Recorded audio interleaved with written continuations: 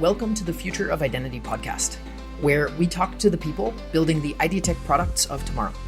I'm Riley Hughes, co-founder and CEO of Trinsic, and we build infrastructure for launching identity products. Today's guest is Sebastian Mellen, co-founder and CEO of Cerebrum. His team is building an IDtech product called VID, spelled VID, tackling data and compliance problems in traditionally overlooked industries such as healthcare, HR systems, and even youth sports teams.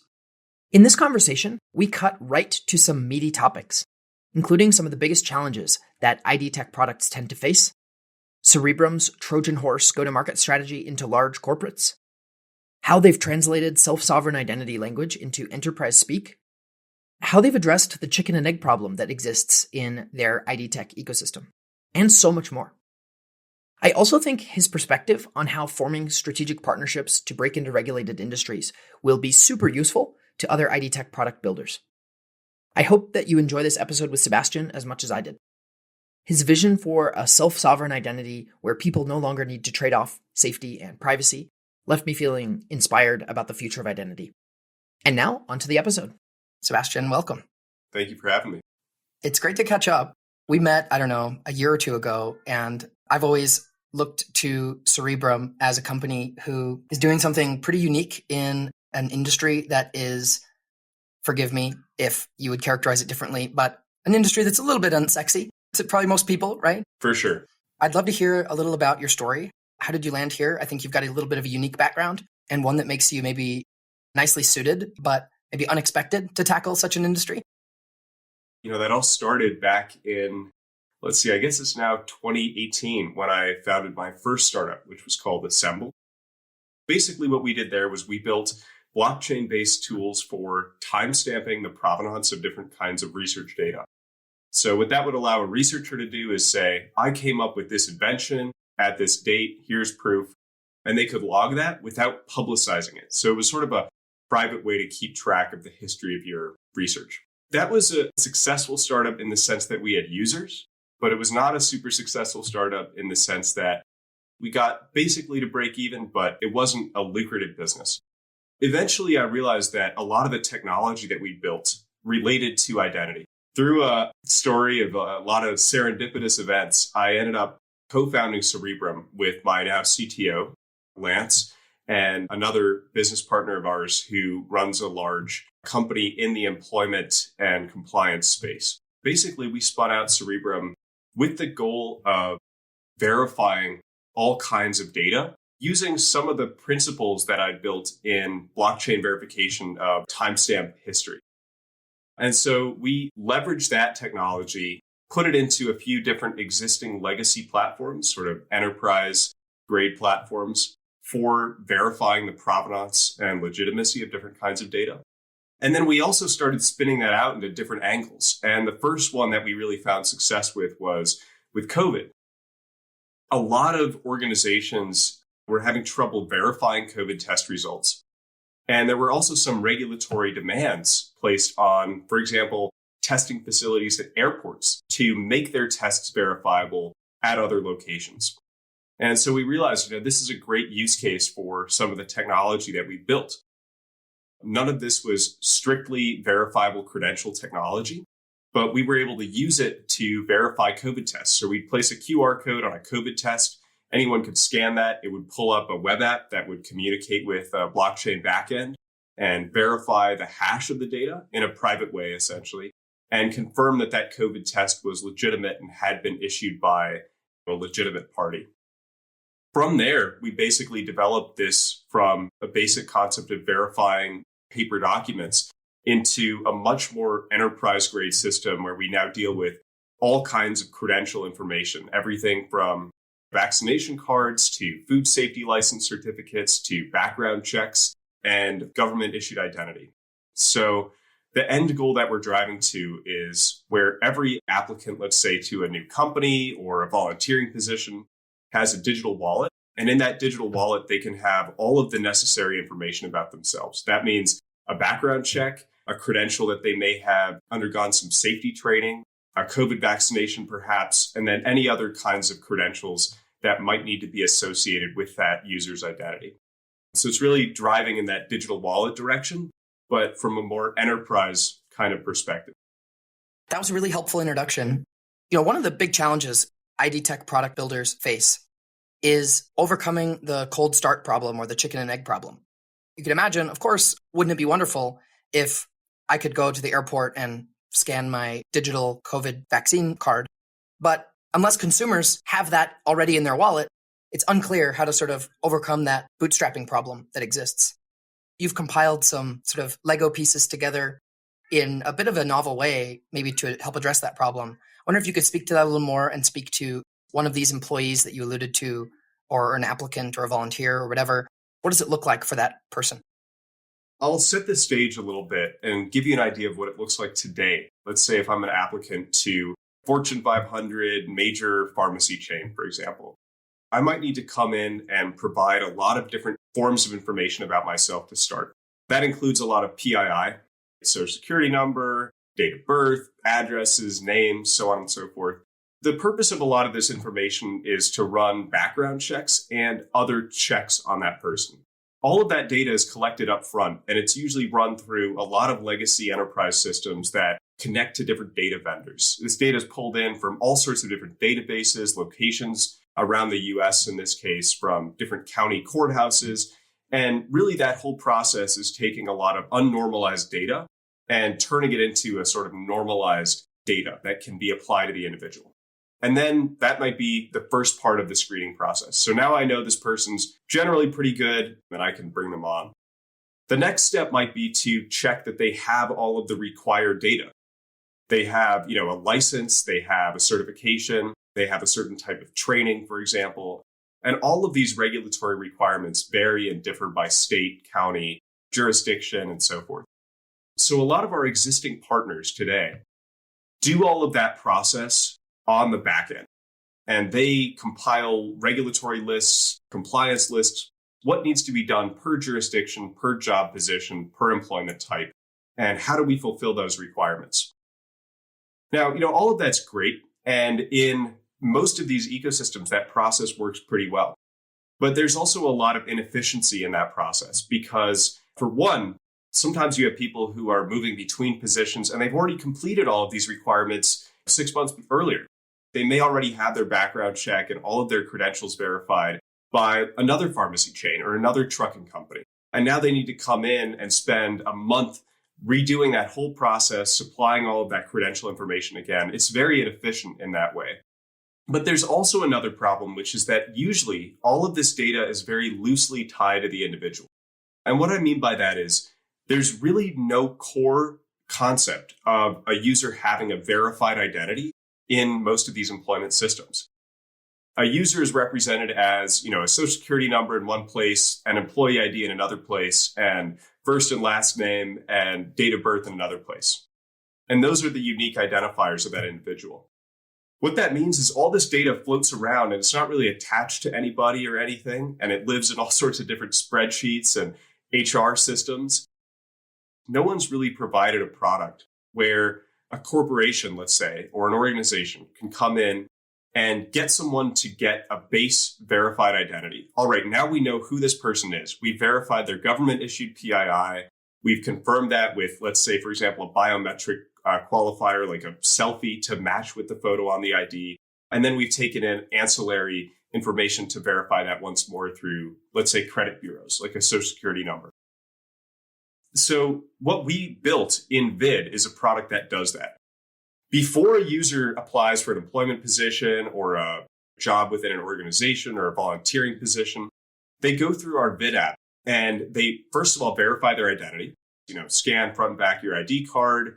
We run that through verification libraries. We take a photo of their face. We match that up against the photo on the ID. And then we take in other data like their SSN, for example, to verify all of that information through third parties.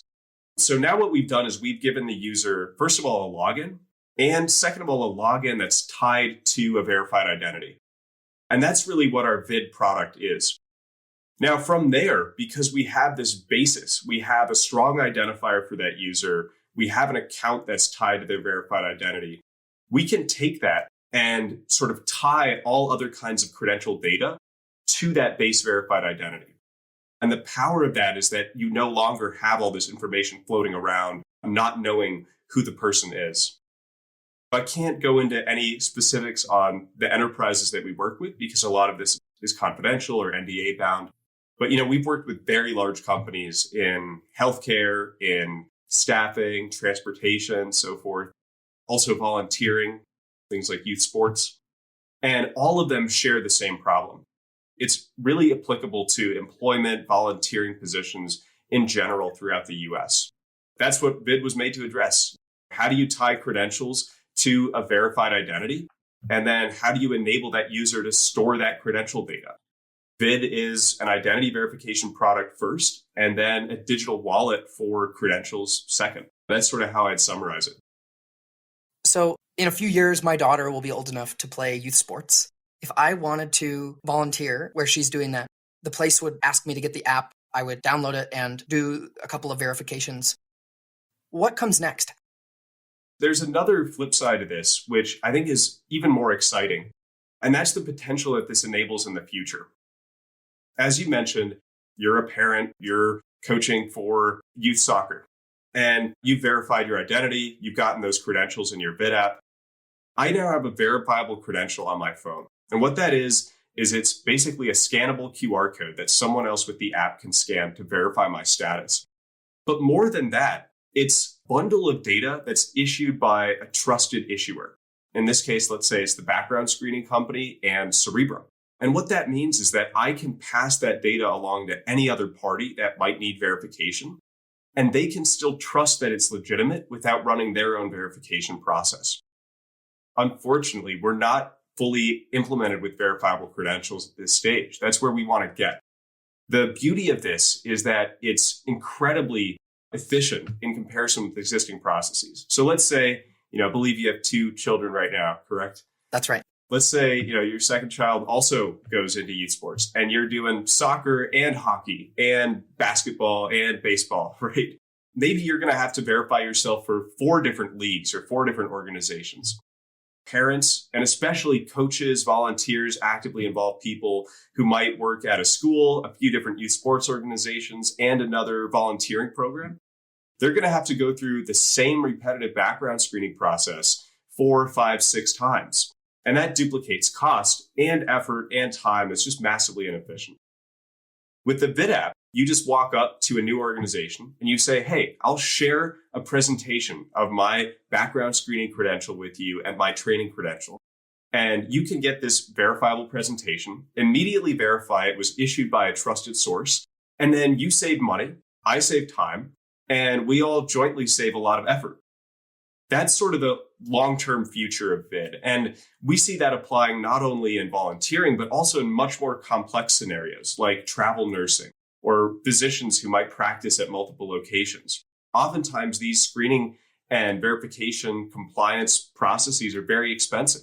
And if you can make it easy to share already verified data rather than paying to re-verify that data, cost savings are also massive. Potentially, there's a longer term future where VID becomes a general purpose wallet for all kinds of credentials. Instead of just being background screening credentials, so forth, you might have your health insurance card in there. You might have a pharmacy prescription in there as well. And so that's really the long-term self-sovereign identity wallet vision we're driving towards. First time in the conversation we used the term self-sovereign. Yes, yeah. It sounds like there's some key building blocks here. You're bringing selfie-based document verification in. Sounds like you've got a background check verification coming in. There's probably some other data things going on under the hood. You mentioned verifiable credentials is a direction that you want to go in. What else would verifiable credentials add to this?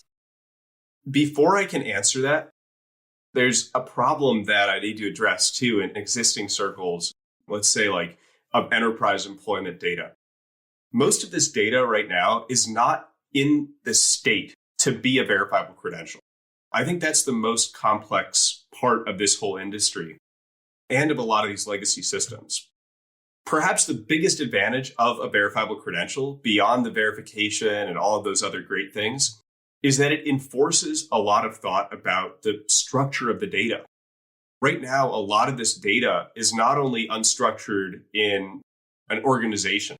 Like an organization might have 10 different Excel spreadsheets that have different structures to manage their COVID data. It's not only bad at the local level, it's also bad at a broader level. You've got different states and jurisdictions that require different reporting requirements, data storage types. And then you've got different organizations that do things completely differently.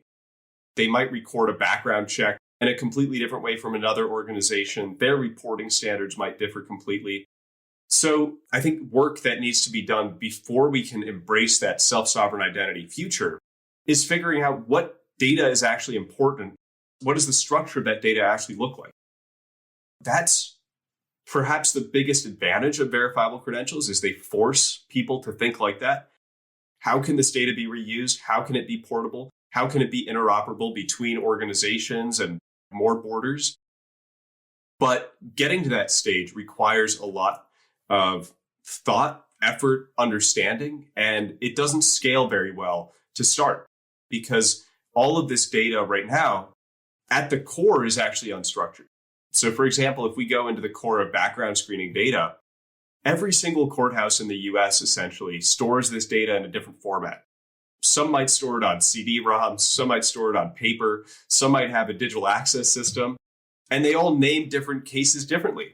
Let's say, a DUI might be a completely different name in a different state, and this is quite common. Same goes for other HR credentialing data. There's a lot of trainings and certifications that are in completely disparate data structures, even though they fulfill the same regulatory requirements. So I think getting to that SSI future requires this pass-through phase of how do we standardize, normalize, agree on what the structure of this data should be. Verifiable credentials, in a way, are the best razor, if you will, for forcing that thought process. Is that a barrier, though? It doesn't sound like an easy problem or a straightforward problem to just solve. Seems like if it were easy to solve, it'd be done already. What is it about the fact that this exists now that will cause that problem to be solved in a way that wasn't solved in the past? It's a good question.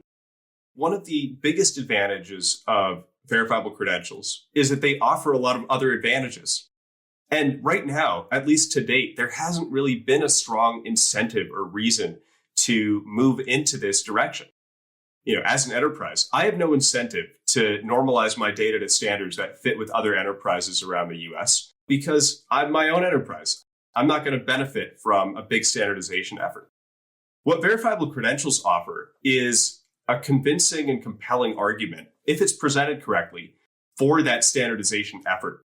They say, okay, well, we get that right now you don't want to standardize your data. However, if you were to accept verifiable credentials, you don't have to standardize your existing data. Let's just say a new employee came to you with a verifiable credential that was structured.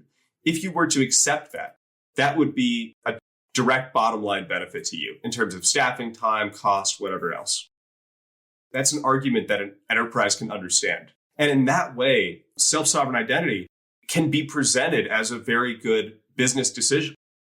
It's not something that has to be done for, high, lofty, unattainable goals of, users own their own data.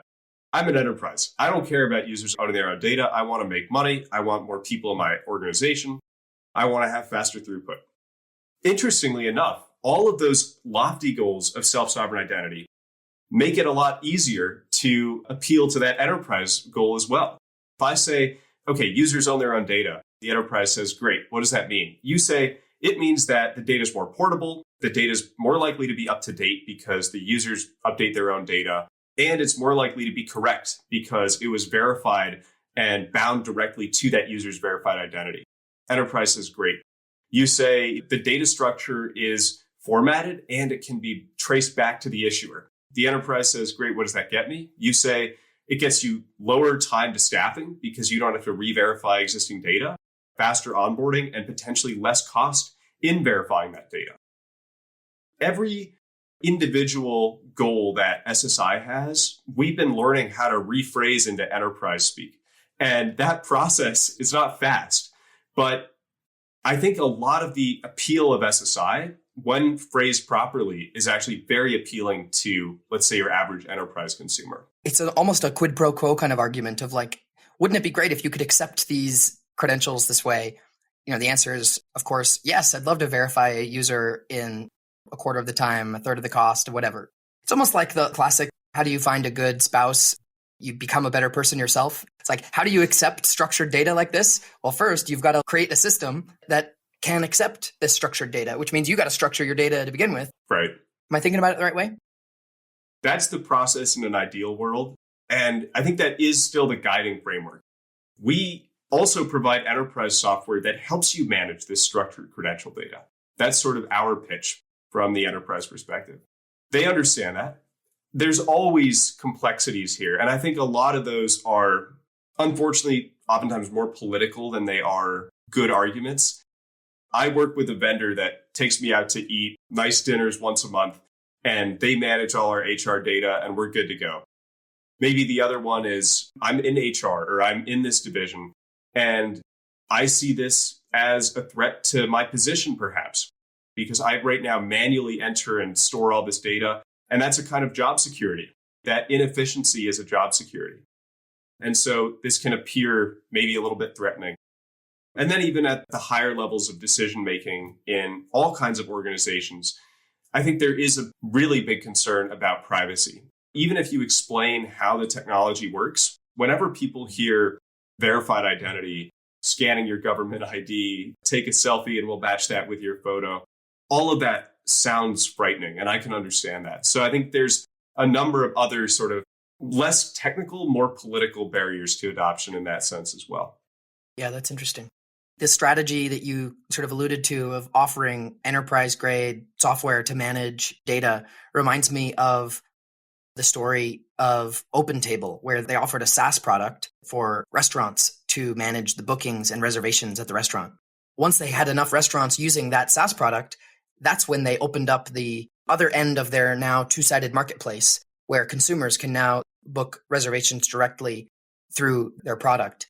They seeded one side of the market with a regular old SaaS product, and then they opened up the other side of the market after they had the supply side or whatever built up first. I love that analogy, actually. And I think it's a very good framework through which to think about verifiable credentials, self-sovereign identity in a lot of existing industries. I think it's maybe a different consideration in developing markets where you can say, let's just throw something out there. It's better because there's nothing that exists right now.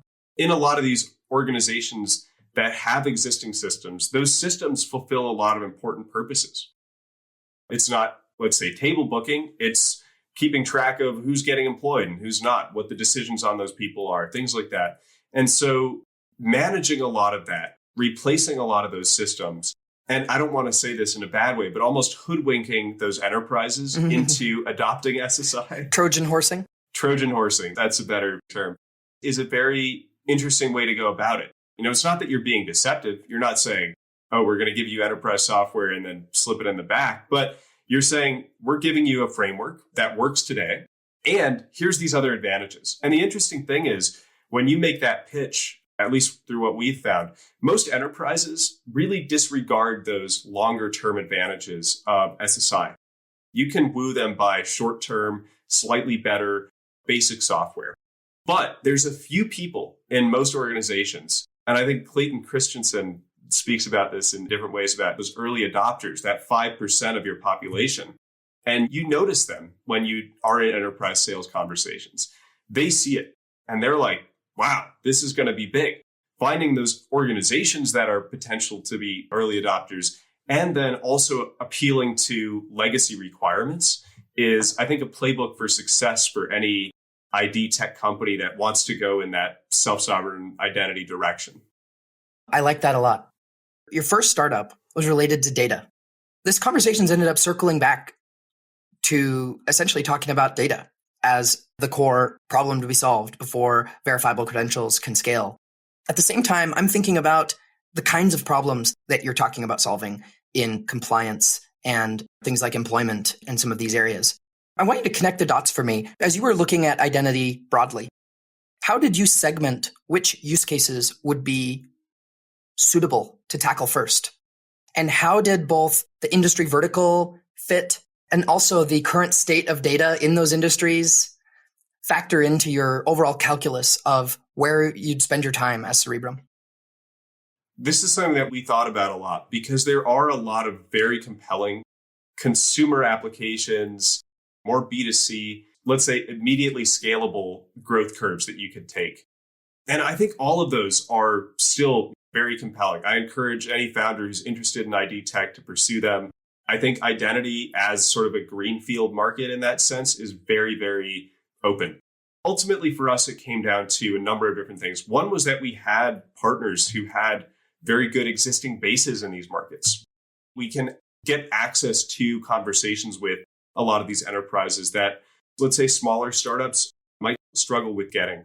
That was one big factor, was we got access to these people. And when speaking with them, we realized they had addressable problems.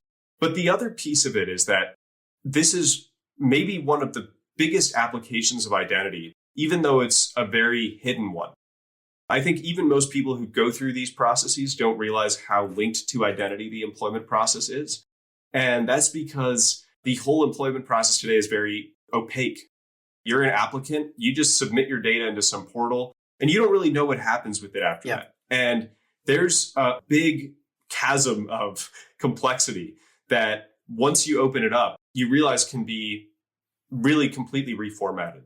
That was the other piece of it. We realized no one's really seen this problem, and we think it's a burgeoning market to go into. There are a few groups that have seen it. One, for example, is Velocity.network. They've done some work in this space. But the biggest reason we chose this market was that it is all-encompassing. Basically, every adult in the US has some form of employment. Almost everybody who gets a job, especially in a regulated industry, which makes up vast majority of our employment base, will get a background check at the very least. In addition, they'll probably have additional credentials. If you're in a kitchen, let's say a commercial kitchen, you're going to need a food safety license. If you're in a healthcare facility, you're going to need sanctioned searches and a bunch of other checks. All of that makes for probably the single biggest identity market in the world, at least as I see it, the biggest contiguous identity market. And that is US employment volunteering organizations. And so if we can standardize data at that level and get adoption through this sort of enterprise first approach, we will have access to, in essence, the vast majority of the US identity market. And from there, consumer applications open up because you've already got people in the system, you've already got a compelling use case, and it's less important to subsidize the growth of it. That's one other factor. For us, at least at the moment, we haven't taken on huge amounts of capital. A lot of our work is pretty bootstrapped. And so going with those approaches that address existing problems first helps us to subsidize that growth of the network in a different way. I wonder, on the data piece, was there something about the fact that data is relatively unstructured that was helpful? Was it something about the fact that the data is already being exchanged in existing systems that was helpful? Would it be easier maybe if the data were even more unstructured so that your value proposition was even more compelling? Tell me about how you think about the state of data in an industry as it relates to the benefit of the use case. In some ways, it's a little orthogonal, but it plays a role in, I'll say, like how much surface area there is to cover. By that, I mean, in, let's say, healthcare credentialing alone, that's a market segment of the broader employment market. Even within that market, you've got really, really niche companies that provide services for very specific credential types and data types. And so the market, it has a lot more, let's say, surface area to slice in that sense, because there are so many different types of data.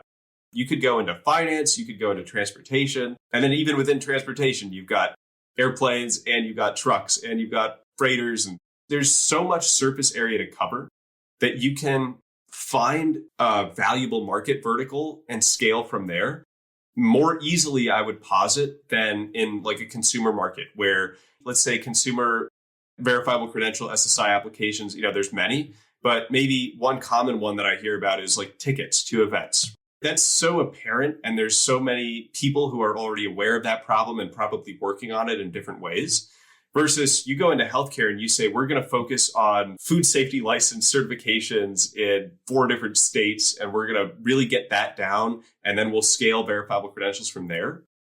It's a different sort of angle, and it's one that allows you to be much more omnipresent within that niche. I'll put it that way. There's a very small chance that someone else has discovered that problem and knows about the technology that can solve it. In this case, verifiable credentials and SSI. This gets back to the very first kind of comment of the call. How sexy is the industry? And it sounds like what you're saying is you can really bring some of these newer technologies to unsexy verticals or niche parts or segments of the market and create something that is compelling, but also something that hasn't been discovered yet by the general population. If there were other people out there trying to do the same thing, but in an unrelated domain, what would you advise them on? What have you learned? One of the stories that I love is, Stripe. They were in a very deeply unsexy industry, payments. When they started working on Stripe, no one wanted to work on payments. And I think in identity, we're in a similar spot, although identity has started to heat up a lot as a market over the past few years, and I think it will continue to. So I guess the first message to other IDtech founders would be, I think you're in the right space. I think you're in a space similar to payments that doesn't sound that attractive or appealing to most people, but is actually deeply important and will scale massively. So first of all, well done on that. Secondly, identity is really interesting as a space like that because it touches everything. Payments, which is what Stripe dove into, is interesting. Obviously, commerce touches a lot and a lot of people, but it's not as deeply interwoven with all parts of an industry. And I think you can find places for IDtech in almost any industry and application. The way that I would evaluate the industry that you're looking into, let's say specifically for IDtech, is first of all, how much access do you have to people within that vertical? Like, can you get the conversations that you need? I think that's been one key determining factor for us. I'm sure it has been for you as well. Second is, can you find a way to scale from a small number of users? There are some industries that we've looked at too, even in employment, where to scale effectively, you have to start at 10,000 people. And sometimes that's not possible. I prefer to scale with smaller groups, and then you understand the market better, and then you can scale it up from there. So I would look for those places where you can start with one person, one organization, get a contact there, really understand the problem, and then you apply that pattern to all the other groups facing that same issue. Maybe this is not directly startup related, but I think in identity, at least in applications of IDtech that we've seen, one of the most shocking things is how incapable people are, just in general, of managing their own digital identities. And what I mean by that specifically today is logins. We found that just the basics of getting your user on board, even pre-advanced IDtech, is perhaps one of the most challenging pieces to puzzle out.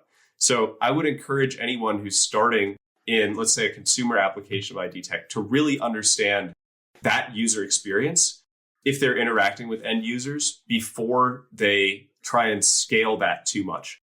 Because I think it's very easy to get yourself into a spot where you've got some absolute mess of an authentication and user management process. Even if you have a really cool product that's hidden behind that, users aren't going to get to it. And that's actually one of my biggest gripes, I'd say, with the Web3 movement is Web3 has completely bungled the authentication and login process for almost everybody.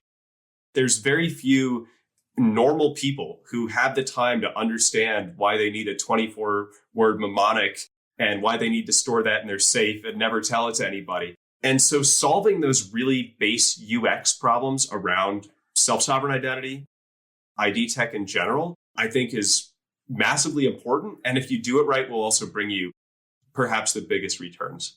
That's a really great example. And I think it does pay off to meet users where they are.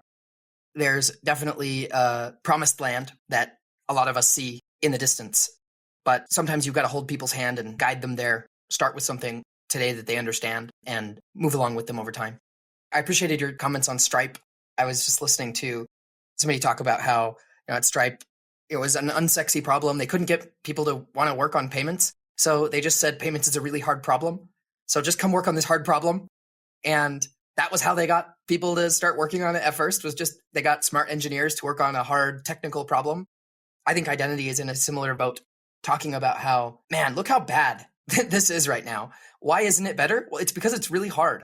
It's a hard problem to solve. That's why it's not solved already. So come join us and let's crack this nut. Help us figure out how to solve this problem. And that's been something that I think resonates. And it's part of the reason why I think we see a lot of the talent that comes into this space stays in this space for quite some time. There were a few things that I noted over the course of our conversation that I want to have a bit of a rapid fire section here, where I'll follow up on a few things we said in the past and get your quick take on it. The first thing is you've been able to partner with players that have industry connections, it sounds like. How did you do that? How did you pull it off? And what would you advise for other people who maybe want to strike a strategic partnership, strategic investment, strategic whatever with players that can get them plugged into industry to maybe help accelerate their growth? What advice would you give to them?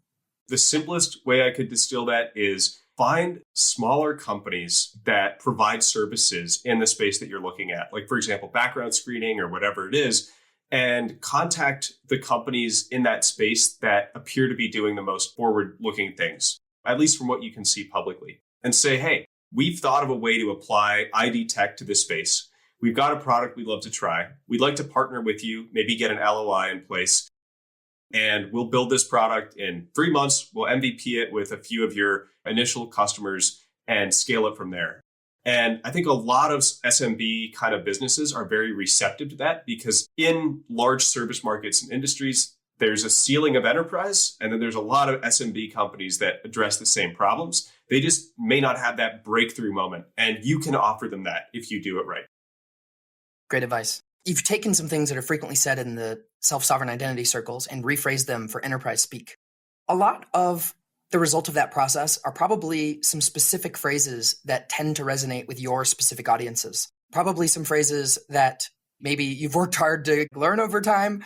Probably some other ones that are just resonate well with the types of buyers that you talk to. So instead of asking you directly, like, what are your phrases? Maybe what was your approach to get to those phrases? Do you have any tips for people who are struggling to break out of the typical own your data, user control, decentralized this and that, and get into the more brass tacks for an audience that really cares more about dollars and cents? That's a good question. And, I think there's one sort of general concept and phrase that I'll center this answer around. And that's that I think the biggest argument for self-sovereign identity from a more dollars and cents perspective, at least for me, is that when users own their data, things are generally more efficient. And I think there's a lot of sort of analogies that you can build here, but the most simple way to explain this is that if you're an administrator, and let's say you're taking care of 3,000 different individuals' data, you're not going to be able to actively keep everything up to date, ensure that it's all accurate, so on and so forth. When an individual manages that data, it scales very well because it's one person managing their data. When you've got massive projects where you need to manage data for millions of people, the most effective way is to let them manage their data. That's my belief. And I think that translates well too. It's like when you have a big meal. It's just so much better if everybody takes their own dishes to the dishwasher. Perfect analogy. Yeah. One more rapid fire question here. And I'm going to go all the way back to the example we gave of me volunteering with my daughters in youth sports. I go get onboarded into the Vid app. You mentioned the user experience of showing it to the next place I go, the hockey league instead of the initial soccer league. One challenge that I see come up a lot is how do you convince the soccer league to front the costs for verifying that user the first time? It obviously makes sense for the hockey league to verify something that's already been pre-verified, but what about that initial onboarding friction? How do you overcome that with the first party? Really, really good question. And it strikes at the heart of a lot of the economics of self-sovereign identity, which I think are not fully worked out yet. In the youth sports example, we're usually saved from that full question because a lot of this is self-pay already. If I go to the soccer league, they're going to tell me you need to pay an additional $20 to complete your background check. I say, great, I pay that through the Vid app. Then when I go to the hockey league or the basketball organization, I can just share my background check. I don't have to pay that additional fee. That's the simple way to put it, basically. And there's a lot of complexity within it, but that's the simple answer. Now, in larger organizations, it's an unsolved problem. But I think the most compelling model that we've looked at so far is basically a consortium approach. You say, hey, we'll split the costs with organizations that we take these individuals on with. And usually that works better when you've got a very transient population in one geography. Let's say you've got nurses and there's 4 different health systems in one state. The nurses bounce around between those health systems. Those health systems can jointly share those costs. Same if you've got like travel nurses, except there it's a little bit different because there's an intermediary company. There's a staffing company. The travel nurse gets the background check through that company. Then that background check gets shared from that company to the other organizations. Now, that staffing company can either make money themselves and bill the other organizations full cost if they want, or they just discount that price based on all the organizations they work with because these organizations accept the single background check. At enterprise scale, the full SSI vision is not completely economically worked out yet, but I think there's a path forward there. Appreciate that. For sure. I like to ask folks here as we approach the end, tell me what the future of identity looks like to you and why it matters for the world. There's a lot, I think, that's open to you. You're clearly very smart and capable. Why work on this project? How do you think it'll impact the world? I don't want to give a cliche answer and say like it'll impact everything. It will. But let's say 20 years from now, I think the biggest impact of self-sovereign identity will not be additive. And what I mean by that is we're in a position right now where I think governments generally are pushing in a direction, and I don't want to sound like I'm anti-government or anything, but are pushing in a direction that is the opposite of SSI. It's global biometric identity through facial recognition, everyone tracked in central databases. Surveillance. Exactly. Surveillance state, surveillance capitalism, whatever you want to call it. There's a direction that governments, large organizations, corporations are heading in that I think almost everybody is uncomfortable with. Even people within those governments or organizations, if you ask them, hey, would you prefer to have a self-sovereign identity app where you can share your data with anyone, anywhere, privately using zero knowledge proofs and still be safe? Or would you rather live in a surveillance state, 1984 world where everyone lives in a central database? You'd be very hard pressed to find someone who'd say, oh, I prefer to live in the surveillance state.